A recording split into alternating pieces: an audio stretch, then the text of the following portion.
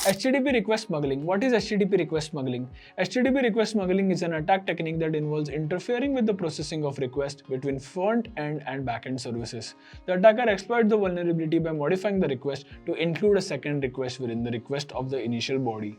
Now, utilizing the content length and transfer encoding headers accomplishes this.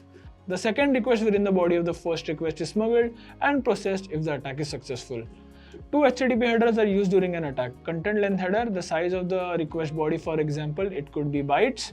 Transfer encoding header. Transfer encoding header is defined as chunk, implying that the request body will be transmitted in chunks separated by new line. The value indicates the end of the chunk. This attack is effective under the following conditions. Multiple requests are forwarded from the front-end server to the back-end server using the same network connection. The back end and the front end disagree on where the message ends. The back and front end are at odds with how each communication should conclude. The attacker modifies the second request to perform malicious actions that the first request is incapable of. This vulnerability requires expert knowledge of attack techniques. It is important to note that HTTP request smuggling does not exploit any web application vulnerabilities. By using how web servers interpret HTTP communications, this vulnerability can have the following effects: execute unauthorized commands, gain privileges, bypassing security controls, access/modify data, session hijacking, cache poisoning. Now let us learn the ways to prevent HTTP request smuggling. HTTP request smuggling are tricky because they exploit ambiguities in how servers interpret and set up protocols.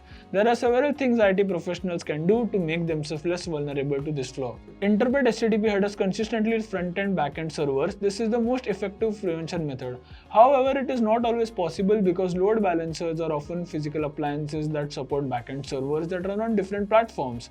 If you cannot run the same software on both the front-end and back-end, you should know how each server handles HTTP headers and guarantee that HTTP requests are consistently interpreted.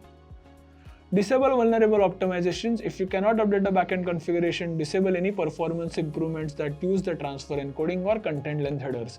This may reduce the efficiency of the web environment, but it is highly effective of preventing this attack.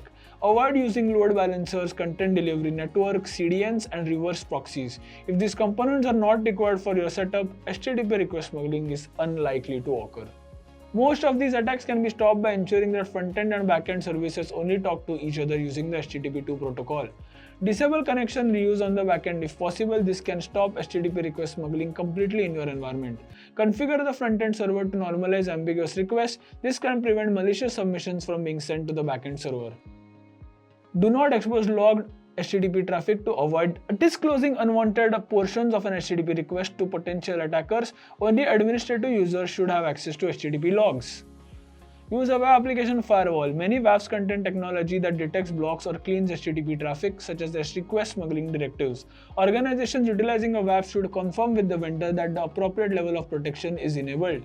Find out if any changes need to be made to the WAF configuration to protect against an HTTP request smuggling vulnerability.